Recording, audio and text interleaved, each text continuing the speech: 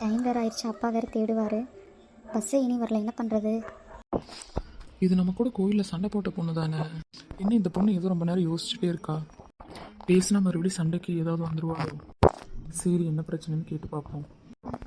ஏம்மா பொண்ணு, என்ன மறுபடியும் சண்டை போட வந்துட்டீங்களா? அப்படியெல்லாம் இல்லைம்மா, நீங்கள் தனியாக நின்றுட்டு இருந்தீங்க, அதுதான். உங்களோட கரிசனெல்லாம் எனக்கு தேவையில்லை, நீங்கள் போகலாம். நீங்கள் ஒன்றும் தப்பாக நினைக்கலன்னா நீங்கள் என் கூட வரலாம். நம்மளுக்கும் வேறு லேட் ஆச்சு. சரி, ஆபத்துக்கு பாவம் இல்லை. சரி, ஆபத்துக்கு பாவம் இல்லை, நான் உங்கள் கூட வரேன். சரி, நம்ம இன்னையில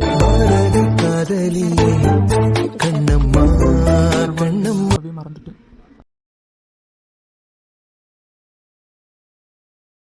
சரி பாரதி சார், நான் போயிட்டு வரேன். ஓ, இந்த ஏரியாவில் தான் இருக்கீங்களா? ஆமாம் சார், இந்த ஏரியாவில் தான் இருக்கோம். சரி, இன்னொரு நாள் பார்க்கலாம். எதுக்கு இன்னொரு நாள் பார்க்கணும்? இல்லை, சும்மா தான் சொன்னேன். சரி சரி, நான் போயிட்டு வரேன், அப்பா வீட்டில் தேடுவாங்க. சரி, இவ்வளோ நேரம் பேசிட்டு உங்கள் பேர் என்னன்னு கேட்கலையே. என்னோட பேர் கண்ணம்மா. Nice name. சரிங்க பாரதி சார், நான் போயிட்டு வரேன். உங்களோட மருத்துவ சேவை தொடரட்டும். நல்லா காமெடி பண்ணுறீங்க கண்ணம்மா. காமெடியெல்லாம் இல்லை சார், நிஜமாக தான் சொல்கிறேன். சரி சரி, நீங்கள் கிளம்புங்க, வீட்டில் அப்பா தேடுவாருன்னு சொன்னீங்க. ஓகே சார், போயிட்டு வரேன்.